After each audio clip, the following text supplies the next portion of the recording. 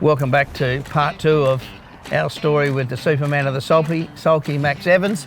Welcome back, Max. G'day, Gary.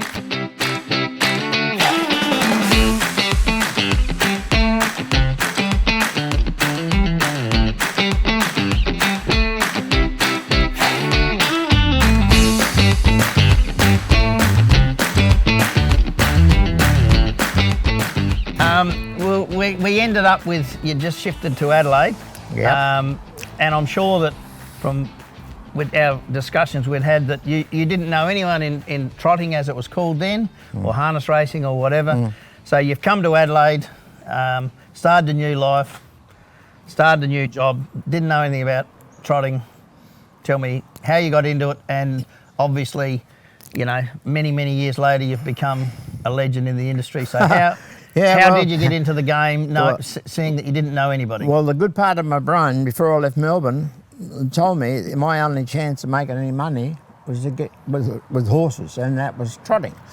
So just on that, would you say you were a natural horseman or a gifted horseman? Because a lot of people are trainers and drivers but aren't horsemen. Were you a horseman? I was a gifted. You were a horse, okay. So you come to Adelaide. You come to Adelaide and you were working at Coca-Cola, which was just to make the wife happy. Yeah, well, no, well that was.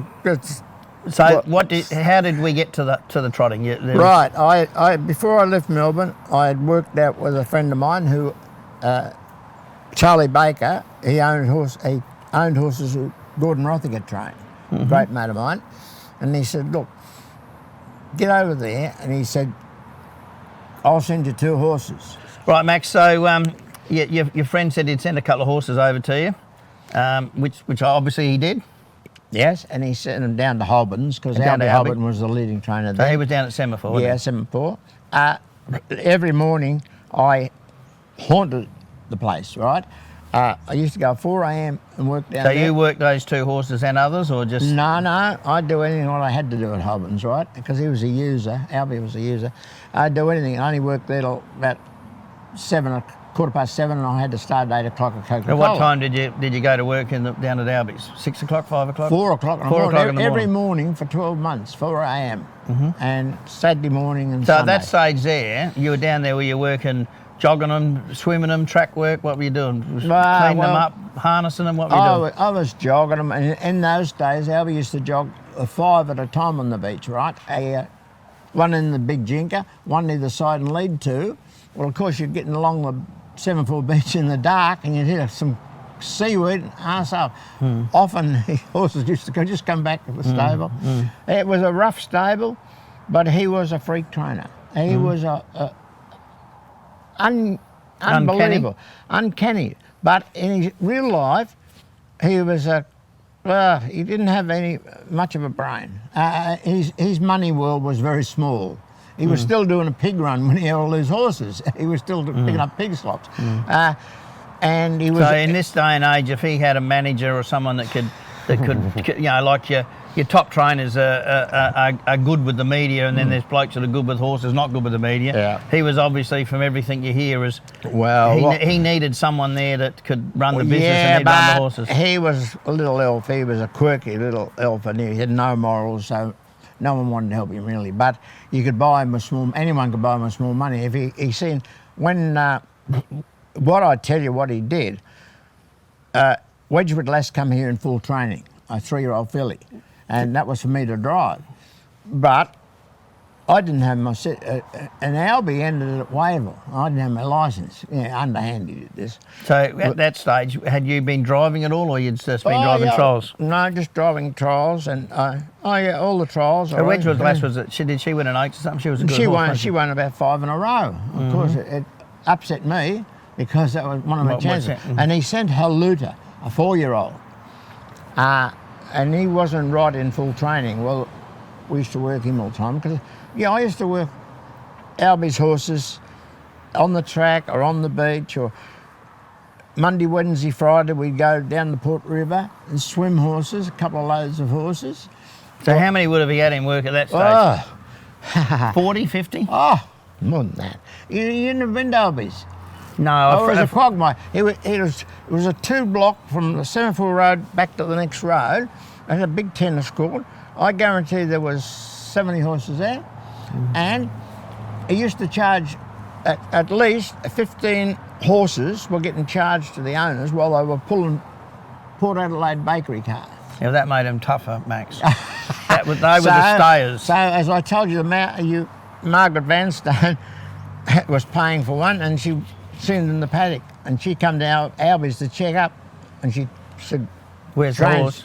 Where's the horse?" So she changed the horse straight to Bill Shin. That's what happened. That was why he rode chief, wasn't it? Yeah. That's a long while ago. So who would have been Alby's driver at that stage? Who was his top driver? Get in the queue. So where were you in the queue? I was the undertaker. You're at the bottom. Right? You're at the bottom. Right. K. Brook, L. Webster. Joe Webster? Did he drive him? Very occasionally. Norm Gath, Keith Hogan, he was his foreman when I was there. Bobby Cameron come over from New Zealand for a while and was foreman there. Robert Cameron. Little fella. He's about your size. He's a good mate of mine. He won the driver's invitation in Macau while I was there. So how old were you at this stage, Max? 35? You got that old yet? Yeah. So when did you start becoming recognised and started to drive? I started to drive virtually straight away because as soon as Alby smelt money, he looked after me. You understand? Yeah, but there was no junior claims or anything, so you were getting the second and third stringers. They wouldn't have put you on the champ straight away. No way. You had to earn your stripes, didn't you? I was only driving in the country. So you were driving at Whaler, Port Augusta, Pirri? Port Augusta. I arranged a plan. Arranged a plan with Alby, all right, that he would nominate 6 horses for Whyalla. I would drive the float down. Was it? The truck, yeah, we had a big truck. I'd drive the truck down. I'd take a chap and pay his wages. So I'd you pay had to all pay. the nomination You had fee. to pay. I paid all in my pocket, right? I'd pay, and I paid a kid down either end to wash the horses of the day. Alby could charge the owners. Well, he thought he was Father Christmas, right? But I had a friend down there at Whyalla. I used to say how much it used to cost me in them days, full cost. And whatever it cost me, he'd pay me double. And I'd come home. So you would have drove a few at Whaler then? Oh, a lot. Were you the leading driver? Leading everything? Well, you can understand Holberton's horses, he was a good trainer. Class above him. A class above him. So did the bookmakers like you, Max, or they didn't well, really like you? One liked you, the rest well, didn't? I had a friend. Okay. Oh, right. But and the other... We all need a friend, Max. Of course we do. Other Saturday, we used to go to Mount Gambier, Mount Gambier or Narracor. Do the same. And it's unbelievable because the bookmakers down there was... Well, the bookmaker... Here's a friend as well. No, he was a friend. Well, my good friend at Whyalla was Henry King. He's a big bookmaker. From Port Lincoln. Yeah, right. My good friend at Narracor was Ron Forster. And he was a bookmaker as well. Right. So my friend... Very friendly people then. No, right. But the thing with Ron Forster at that stage, and Bob Howie was with him, yeah, that's right, they were always broke. Now, Forster had no money then. They had complete no money. And I remember I didn't get a payment for about 2 years. But he bought some Poseidon for shares and now he owns Port Lincoln. Oh, cool. And the man has changed his whole complex too. He's a good bloke now. He used to be. So when you went to these places, so you took 6 up. 6. You'd get at least 3 to 4 winners, wouldn't you? Yeah. See. And there'd be one that probably didn't win. And Well, the Mount Gambier. I don't know anything about that. Narracor was around the showgrounds, hadn't it? Yeah. Around the outside at the showgrounds. So okay, so we did all that. So we've done the country stuff. When did we start to get into the stages where you started to drive the good ones? This happened really in the first 12 months. It's unbelievable, but money is a big cent to anyone, especially to Alby. So he was putting me on all country meetings around this town here, right? And I started driving winners left, right, and centre. So in that early time, we won't go on to the later years when everybody knows that you drove the champs. What were some of the best horses, say, from the 60s and early 70s that you drove for Alby? Well, I don't remember all their names, but there were certain animals, plenty of them. So, like, I mean, in latter years... And I got a lot of good owners. Yeah, I mean, I know you've driven in every state in Australia where there's a track you've driven. Yep. I know that you drove old Mr. Firms or single again in the... Did you win the Constellation in Sydney? Well, Is that the 70s? That was another great start, which I must say to everyone, the harness racing family is a great family to be in, because wherever I went in this world, I bumped into someone that helped me. And when I was always down, I was on my way to Macau, I remember, as usual, I had no money. They collared us up in Sydney. That was the... I don't know what... 78 or something. 79, I think. 78 yeah. or 9. Into the Dominion final for the week, right? We were all there. And Jeffrey Webster drove single again for Alby in the first heat, and it ran third. So then he said, well, you might as well drive it. I said, I haven't got any driving clothes, they're all gone to Macau. Anyway, he said, you can borrow some. So I walked into the driver's room in Sydney, Harrow Park, and my mate from Perth, Mark Woodworth, I said, what are you doing? He said, I'm sitting here working out the points so that I get in the second Constellation. I said, well, do me a favour, will you? I've just got this driving single in. Work out the points so I get in the third Constellation. So, which happened. So I rang up, amazing, I got no money, this is right, I'm in Melbourne, in Sydney. So I rang up Donnie Fox, that's Lindsay Fox's brother. He used to punt for me all over Australia. And I told him, we'll win the daily double. And he said, fair dinkum. And he said, I just can't get there myself. He said, but I'll send someone up. Anyway, the daily double shoot in. Won easily. Won easily. So single again, and what was Woodworth's horse? I don't remember. It was a horse. So single again ended up in Melbourne with Norm Gath, didn't he? Oh, I don't know where he went then. Yeah. Yeah, No, yeah. but we won the daily double anyway. Well, then I had a pocket full of money. He gave me £8,000. That's a lot of money then.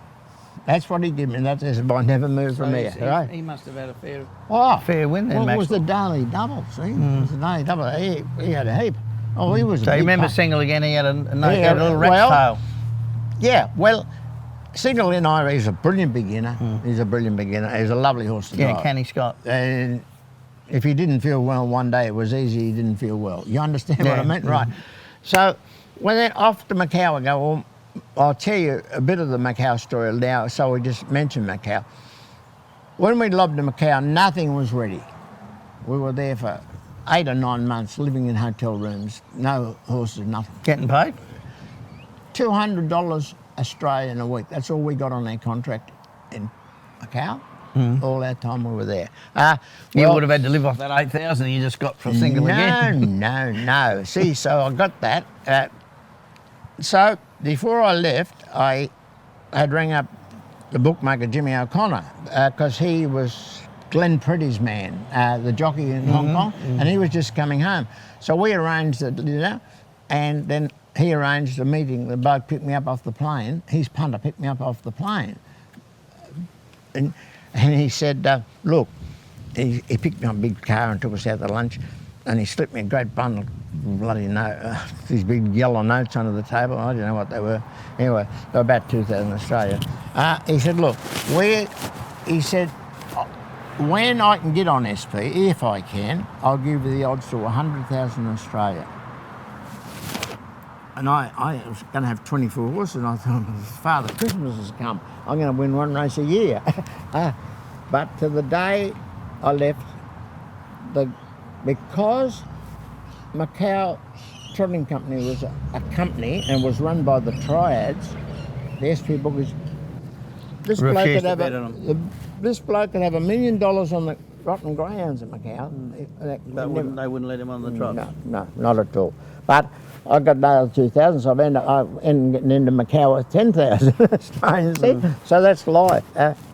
It happens all the time in the trotting game. It's amazing. So we got off track a little bit. Yeah, there, we did. We've gone end, too far. Yeah. So when did you actually did you ever sever ties with Alby and go out sort of when you're more known as a freelance driver later in your career, or was it after Alby passed, or what happened? No. Oh, all this. Like I was flying at the end of 12 months. I was really flying. I promoted myself with all the medias, Markham, Clem Hewitt, Vinnie Rowe, Jack Rowe, and Vinnie Lewis. Yeah. used to go on TV with Rossi Sugars promoting previewing the trotting the night before. But I was up there. I shouldn't have been, but I was. I don't know how I got there, right? Well, if you don't put yourself out there, no one's going to know who you are, Mac. And trotting was a business to me.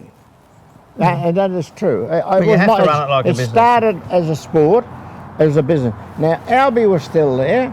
He wasn't a businessman. I could tell you a story about Alby. And David Hayes, this is amazing. David Hayes had one horse down in Semaphore, and he used to work on the baker cart down there. He used to lead around to Alby's to get shot. Alby was a good blacksmith. And Alby was still going. Then Kevin Dempsey, I was connected to Days Road Trials, right, with Jones. Fred Jones, yeah. And I was there every morning in my life. Or once after the first 12 months, I give away Coca-Cola. I was stuffed. I was working too hard, right? What were you doing at Coca-Cola? Doing bottles in the city. It nearly killed me. Lifting them. And I never had a drink till I was 30. And the first day I worked there, I had to sit in the gutter and have a beer. Anyway, at the end of 12 months, everything was set up. Wedgwood Lass had gone and won the races. Haluta had won. We backed him from 10s to 5 to 2. Charlie Baker came from Melbourne, backed him 10s to 5 to 2 at the old Gawler track. And he do one, barrier one over 10 furlongs, and he led. And Wally Bowyer, in those days a great driver, he used to always drive in the death seat and control the speed. Well, he didn't think much of a loser, so I just let him control the speed, and I gradually slowed down a little bit. Well, all horses can sprint, especially if Alby's got seagulls in them. They used to sprint very quick, and we got the money 10s to 5 to 2, a lot of money at that days. So, I think what we'll do, we'll probably just wrap this up and have another section of your life coming to the next stage. I could tell you one good story if you want a bit more time. Tell us one story. One Max, good story. And then we'll wrap it up. This is while I was on a country licence. Right. So I drove track work at Days Road. It was Good Friday, St Paddy's weekend. I drove track work at Days Road from 5 o'clock in the morning to about 7. In my times, I hired my own pilot, and he used to hire a Cessna. He was learning to be a pilot, two-engine Cessna and seat 5 people. I hopped in the plane about 9:30, flew to Stawell. Alby had 4 horses in there. I drove 3 winners, and the 4th one ran 3rd. And I can remember running to the plane, still in my colours and pants, and I had a drive in the first race at Broken Hill, in St Paddy's, the first night of St Paddy's. Anyway, one run in place that night. Well, we were stranded because we hadn't made any arrangements for sleeping, and the punters I had with me were Greeks, or the go play cards. The pilot and I ended up at the fair out bringing green beer. Anyway, and we kicked Jimmy Bunny. You remember the old Jimmy Bunny and the boys from Mildura? We kicked them out of bed at 5 o'clock and had about 4 hours sleep on the Saturday morning. We were winning a heap of money. And on the Saturday, we went to the race out in the sun and lost a heap, right? Then on Saturday night, I only had 3 drives. I had 1 horse twice and one in the Cup, Broken Hill Cup, which I run second at Rossi Sugars. This horse in the first race, the trainer had put the wrong hobbles on him. And he was 3 to 1. I didn't know. I wasn't going to have a bet. I didn't know. A bloody old iron carts and dark and Broken Hill, you know the stuff. And every corner he come in galloped 3 to 1 on. So he was starting later. So the Cup was in the middle, and he started later. Well, they bet 5 to 2. So. And he stole in there, but it wasn't my fault in the first place. Right. But he went better the second time. Oh, excuse the question. Again, he's won easily. He won easily, I'm sorry. But the stewards had me after the last race, they broke me and the trainer in for about an hour and a half. Another late night. No, wait a minute. Late night the night before? 1 o'clock, about 1 o'clock or 1:15 in the morning, we took off at the airport. to fly home. Oh, so how's that for a day? Oh, look, I'm sure that we've got plenty more of those, Max, which we'll do in our next episode of the Max Evans story. And thank you very much. I have enjoyed it. And Thank you you, are a good interviewer. Thank you. Thank you.